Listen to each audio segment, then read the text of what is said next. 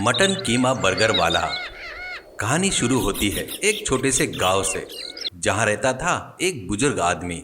नाम था काशी। काशी भाई ऑटो चलाते थे, वही पुराना पीले रंग वाला ऑटो जिस पे लिखा था तेज चलो मगर प्यार से। रोज सुबह ऑटो स्टार्ट करके ही भगवान को याद करता है और कहता है, हे राम, आज भी मीटर से ज्यादा कमाई हो जाए, नहीं तो रोटी पे अचार से गुजारा करना पड़ेगा। उसका घर छोटा था पर दिल बहुत बड़ा था। बीवी थी गीता और बेटा गोपी। गीता का खाना पूरे गांव में फेमस था। ऐसी खुशबू कि पड़ोस की औरतें किचन की खिड़की से झांकती और कहती, आज क्या बनाया गीता ने। और गोपी, वो तो माँ की हर डिश पर फिदा रहता था। माँ, तेरी बनाई मटन कीमा की क्या बात है, सीधे जन्नत की टिकट दे देती है। अगले दिन गोपी थका हारा लौटता है, थैले में सीवी निकलता है, चेहरा बुझा हुआ। गोपी धीरे से, माँ आज फिर से रिजेक्ट कर दिया, बोल रहे हैं एक्सपीरियंस नहीं है। अरे माँ, पहले नौकरी करूँगा तो ही एक्सपीरियंस मिलेगा ना। गीता थाली परोसते हुए, आंखों में ममता, चेहरे पर हिम्मत। बेटा, नीम का स्वाद कड़वा होता है, लेकिन उसकी छाव बड़ी मीठी होती है। ये रिजेक्शन नहीं है, ये बस तेरी कहानी का पहला चैप्टर है। अभी बहुत पन्ने बाकी है बेटा, और तू अकेला नहीं, मैं भी हूं ना तेरे साथ। और हाँ, गोपी को गांव की सबसे सुंदर लड़की राधा से प्यार था, सरपंच भीकूलाल की बेटी। राधा और गोपी मंदिर के पीछे वाले आम के पेड़ के नीचे मिलते थे। वही पुरानी मुलाकातें वाली जगह।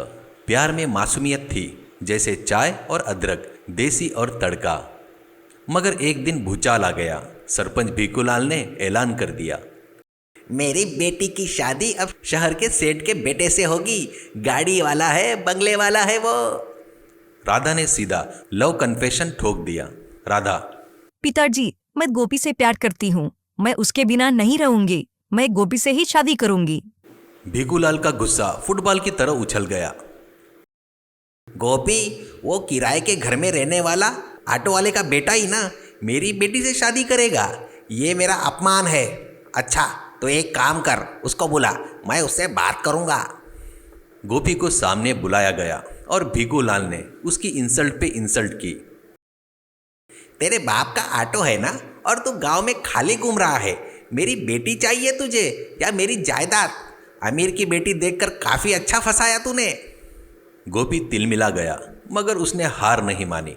सामने डंके की चोट पर बोला, पैसा ही सब कुछ होता है क्या? कोई भी कमा सकता है, मैं भी कमा कर दिखाऊंगा। भीकूलाल ने शर्त रख दी। अच्छा, तो ऐसी बात है, बहुत घमंड है तुझे अपने आप पर।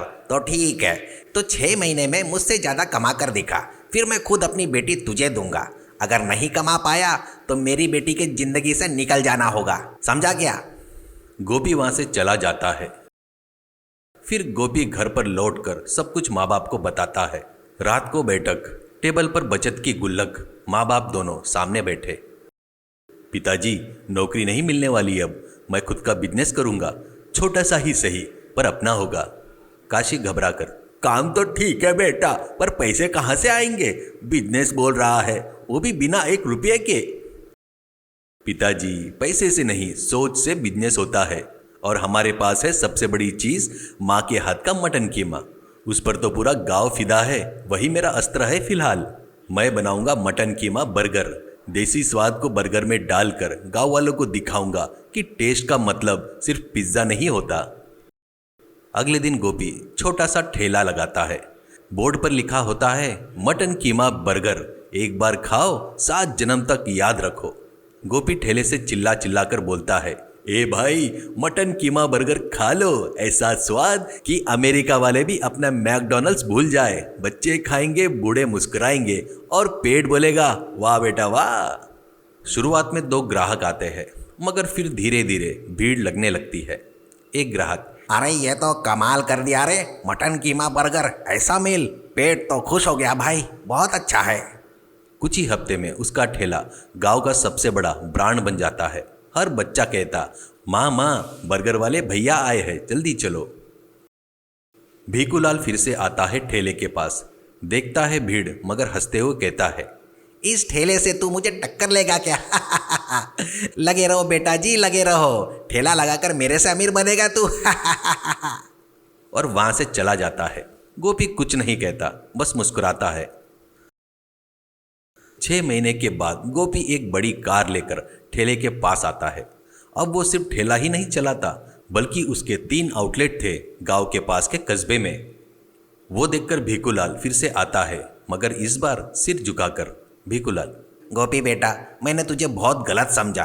तू तो सच में मेहनत से कमाया हुआ हीरा निकला। मेरे बेटी का हाथ थाम ले, तू ही उसका सच्चा हमसफर है। गोपी मुस्कुराते हुए हाथ बढ़ाकर, सरपंच जी आपने इज्जत दी, अब मैं कभी उसे टूटने नहीं दूंगा। मोरल ऑफ द स्टोरी, कभी भी किसी की औकात उसके कपड़े, ऑटो या किराए के घर से मत आको। सपने जब माँ के स्वाद और बेटे की मेहनत से बनते हैं तो मटन कीमा बर्गर भी ब्रांड बन जाते हैं।